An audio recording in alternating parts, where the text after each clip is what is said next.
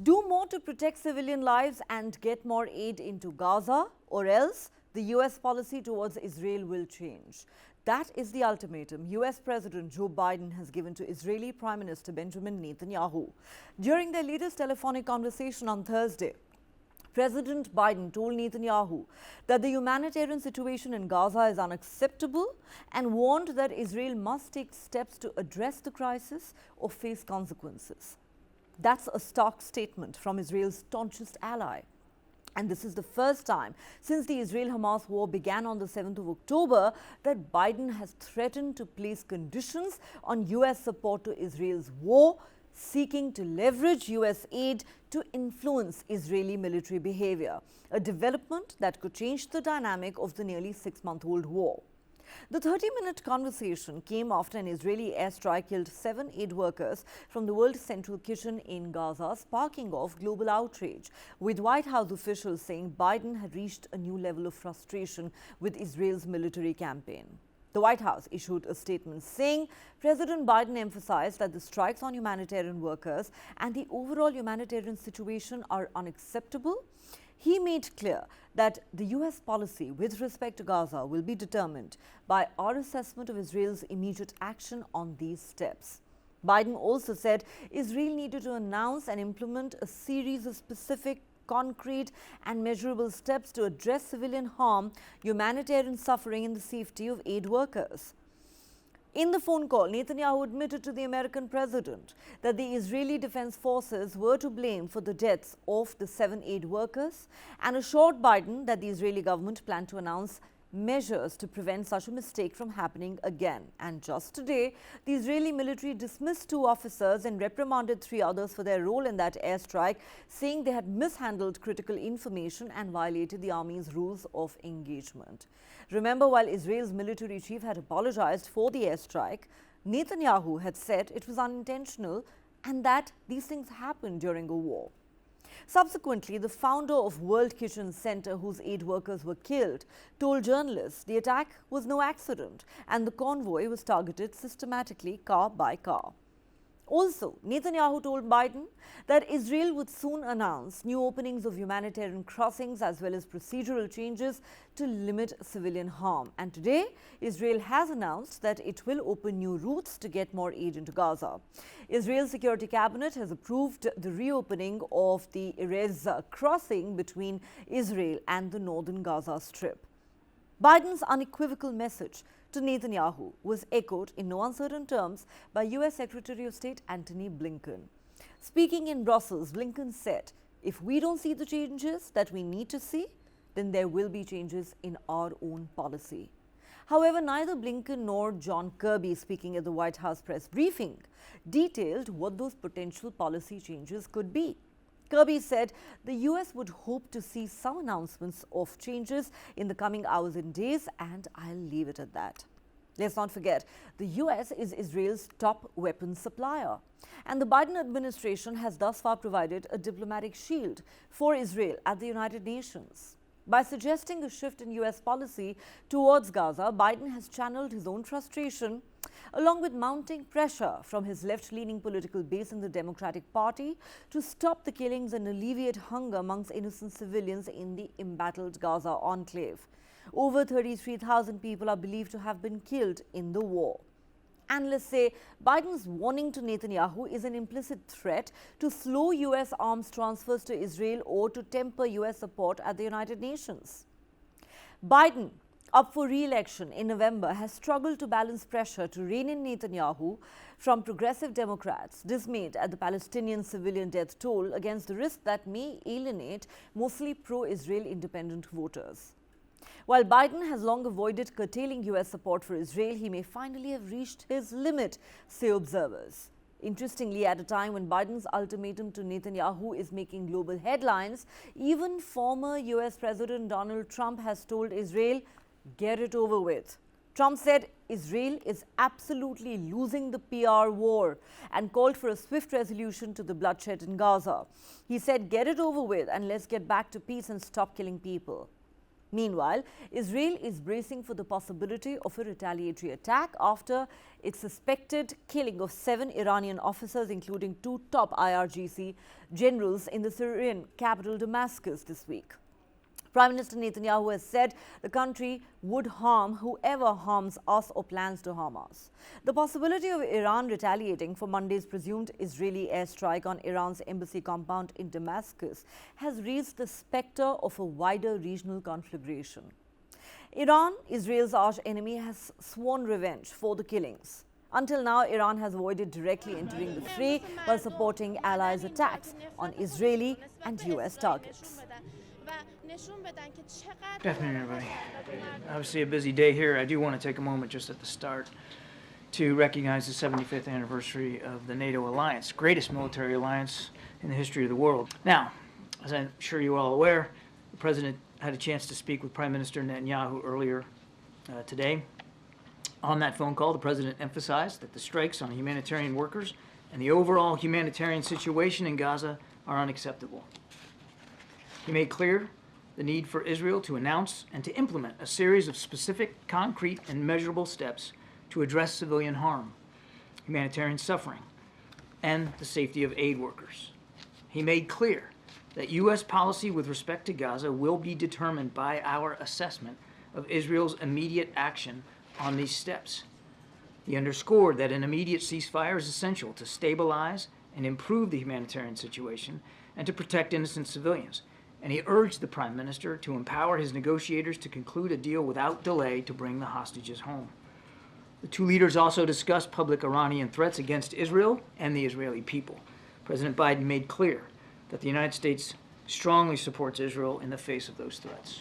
What we're looking to see in the days and weeks ahead is prioritization, surging humanitarian assistance, sustaining it, getting it to the people who need it, making sure that those who are providing it are safe and secure, and maximizing every effort to protect civilians, those who are caught in this crossfire Hamas is making. We just can't have so many people caught in that crossfire, killed, injured, going forward. President Biden spoke a short while ago with Prime Minister Netanyahu. The leaders discussed the situation in Gaza. The President emphasized that the strikes on humanitarian workers and the overall humanitarian situation are unacceptable. He made clear the need for Israel to announce a series of specific, concrete, and measurable steps to address civilian harm, humanitarian suffering, and the safety of aid workers. He made clear that U.S. policy with respect to Gaza will be determined by our assessment of Israel's immediate action on these steps. He underscored as well that an immediate ceasefire is essential to stabilize and improve the humanitarian situation and protect innocent civilians, and he urged Prime Minister Netanyahu to empower his negotiators to conclude a deal without delay to bring the hostages home. אנחנו הצגנו היום את התחקיר על האירוע החמור שבו מצאו את מותם באופן טרגי אנשי WCK. תחקרנו את זה באופן מעמיק במנגנון התחקור המטכ"לי באופן עצמאי על ידי האלוף במילואים יואב הרבן. האלוף יואב הרבן הציג היום לרמטכ"ל את התחקיר. הוא מוצג עכשיו לשר הביטחון ולראש הממשלה, ואני מאמין שלאחר שנראה אותו לשגרירים מהמדינות הרלוונטיות ולאנשי ארגון WCK, אנחנו נפרסם את זה לציבור באופן בהיר, ברור, שקוף, וזה יקרה בזמן הקרוב. ביממה האחרונה הפעלנו באופן יזום שיבושי GPS על מנת לנטרל איומים. זה מסייע בנטרול חלק מהאיומים, לכן הפעלנו אותם. אנחנו מודעים לכך שהשיבושים האלה גורמים לאי נוחות, אך זה כלי חיוני והכרחי ביכולות ההגנה שלנו. אנחנו מקיימים הערכת מצב מתמשכת כל העת ומתייחסים ברצינות לכל אמירה ולכל אויב. חיזקנו כוננות של יחידות לוחמות כנדרש איפה שהיה צריך, תגברנו את מערכות ההגנה, ויש לנו מטוסים ערוכים בהגנה ומוכנים להתקפה למגוון תרחישים. Attacking people or objects involved in humanitarian assistance may amount to a war crime. As the High Commissioner has repeatedly stated, impunity must end. Independent, thorough and effective investigations into all alleged violations of international human rights and humanitarian law committed on the 7th of October and subsequently need to be conducted promptly. According to the resolution before you today, Israel has no right to protect its people, while Hamas has every right to murder and torture innocent Israelis. Israel should have stood idly by on October 7th as Hamas unleashed its barbaric acts. On October 8th, it should have allowed Hamas to do so again. According to this resolution, states should not sell arms to Israel in its endeavor to defend its population, but they can continue to arm Hamas. All right, so what do these developments mean for the ongoing Israel-Hamas war? Let's discuss this with our guest. Joining me on Global Lens tonight, Ambassador Ashok Sajanhar, former Indian diplomat, Itai Melchior, research and advisor, Middle East Affairs, joining us live from Haifa in Israel. And completing the panel tonight is Irina Sukman, geopolitical analyst, joining us live from New York. Thanks so much to all my guests for joining me. Ambassador Ashok Sajanhar, let me begin with you. Now, whether it was a case of President Biden's conscience pricking him or the growing anger amongst the Democrats, which got him worried with the presidential election in the US now just months away. Fact of the matter is that he has, for the first time since the war began, issued an ultimatum to Israel in no uncertain terms, saying, do more to protect civilian lives and to get more aid into Gaza or else. Now, this is clearly the first time that President Biden has threatened to place conditions on the US support for Israel's war in Gaza, which up until now was unconditional and absolutely unqualified. What do you think has brought this on? Was the attack on the aid workers a tipping point? And do you believe that this could actually significantly impact the dynamics of the ongoing war? Yeah, thank you very much, Neha. I think these are very valid and very relevant questions. So I think the first comment that you have made, what has brought this on? Definitely, as you mentioned yourself in your opening remarks and also just now, I think it is the lessening of support by the Democrats for President Biden, particularly as far as the liberals and the progressives are concerned. And that is a matter of great worry as far as President Biden is concerned, because he is fighting an election, and this support is very critical and very crucial for him. I think in addition to that, what has not been mentioned is also the support of the Arab Americans in the United States, because that also number is significant. It has grown over the last several years, and in the election, their support would also be very significant. We know that they are not likely to support Mr. Trump because none of the immigrants would be keen to support Mr. Trump because of his anti-immigrant policies. But still, by being not supportive of Mr. Biden or by being lukewarm as far as the support to Mr. Biden is concerned, it could go against him in some of the crucial swing states as far as the presidential election is concerned. And I think in addition to that, President Biden and the United States, they were losing support globally. They were losing leadership globally. The United States was losing leadership globally, not only in the Middle East, but also in other countries where, again, there has been, and particularly as far as the Muslim world is concerned, where there has been a rising support for for the civilians as far as in Gaza are concerned. And there has been increasing calls that the aid should go on and the innocent civilians should not be at the receiving end. So I think there has been both a mix of geopolitics as well as domestic politics, which has gone to make Mr. Biden make this change. This really is an inflection point as far as bilateral relations between between Israel and the United States are concerned. I'm sure that such conversations would have gone on between the two administrations and two leaders, on the back channels, not upfront. But this is the first time that comments and statements of this nature have been made upfront, and this very direct warning has been given clear warning has been given by the United States to Israel. And I'm sure it is going to have a salutary impact.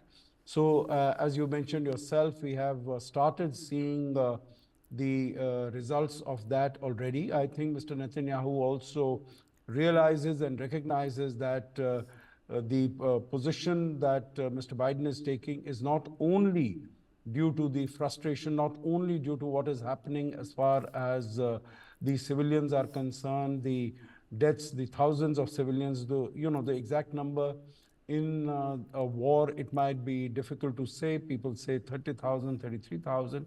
Exact number would be difficult to say, but needless to say, a large number and unacceptably large number of casualties have taken place, and also aid has not been going in. So, all these reasons would have contributed very significantly to the United States and to Mr. Biden making a change in its policy.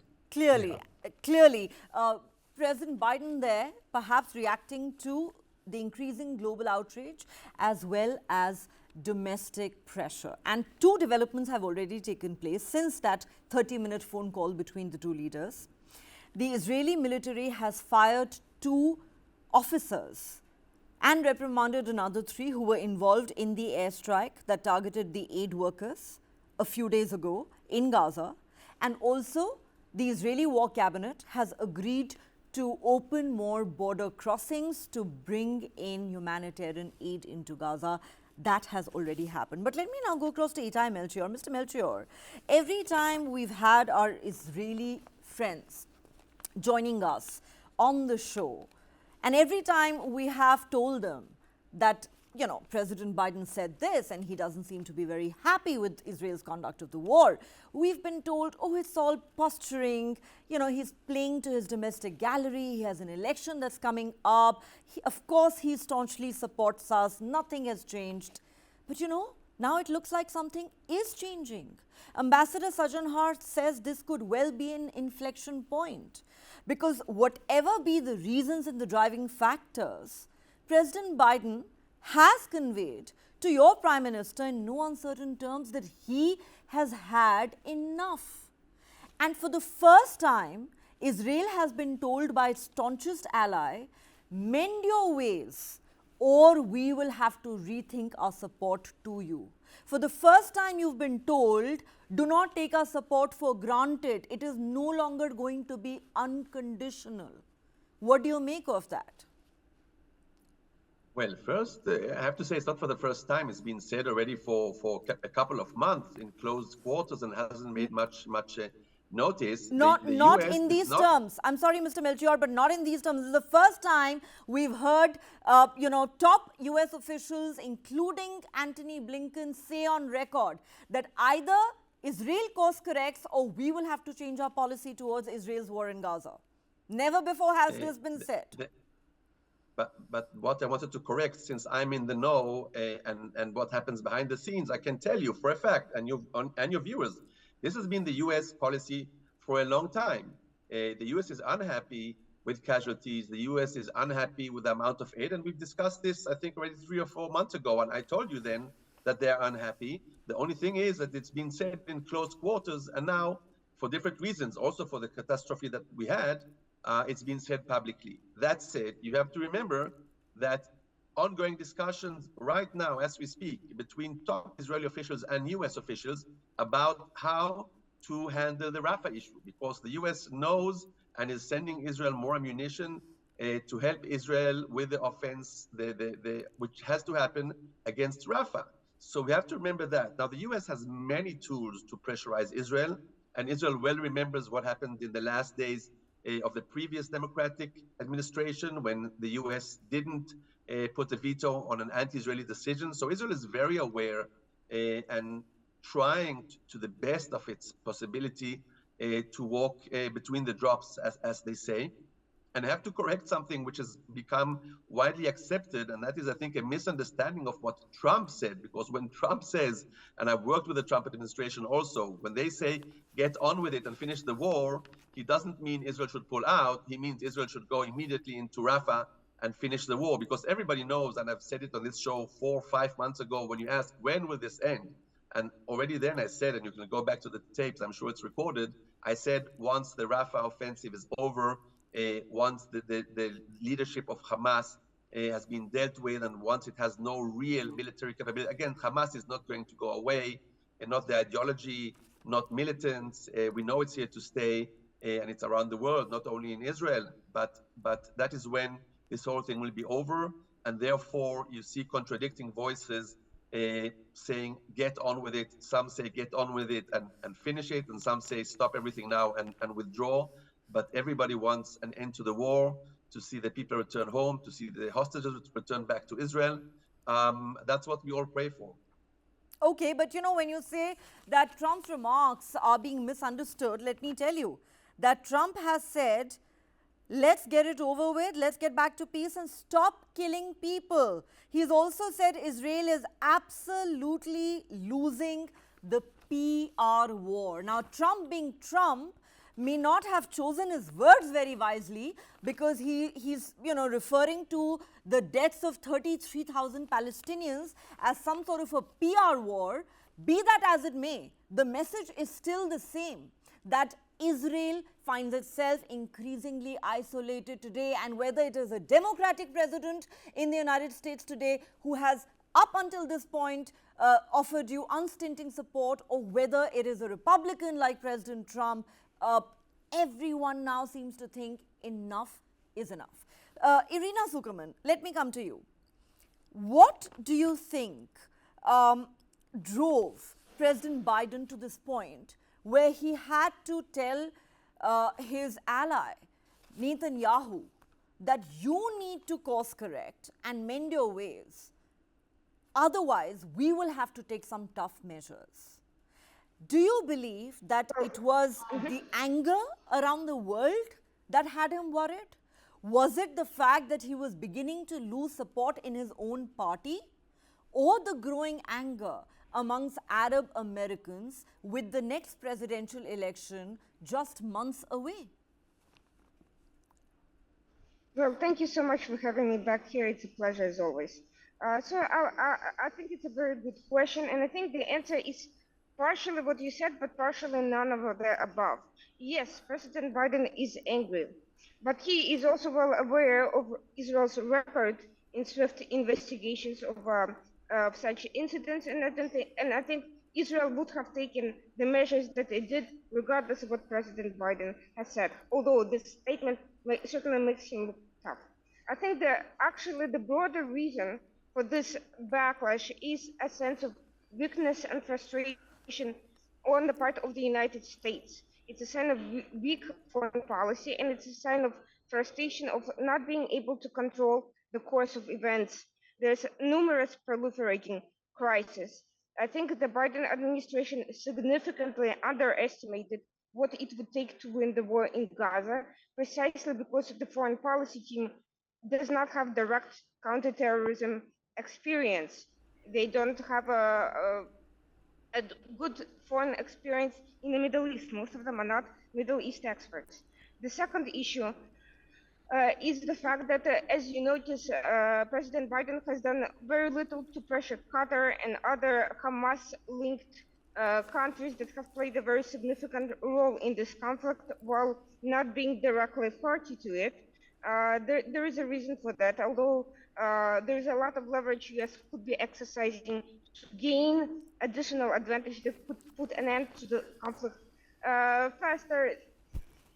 There's a lot of political support coming from those countries, and it seems that US does not wish to alienate them. So it's much easier to take out the anger on Israel, which is internationally isolated to some extent and dependent on the United States. And that has nothing to do with right or wrong, or actually even real concern about Palestinian lives. It's all about realpolitik. The third issue is that US foreign policy is backfiring with respect to the real power behind this conflict, which is Iran. The United States just allowed another $10 billion waiver to go to Iran. That money will surely be spent, at least in part, towards continuing terrorism. The Palestinian Authority complained that Iran is penetrating them. And so, US is also unable to prevent Houthis from continuing You know, we want to talk about Iran. We military want to strikes, talk about and it's Iran refusing and change its how own some of strategy. the So other there is a lot of, Iran-backed frustration. militias could actually further muddy the waters in the Middle East.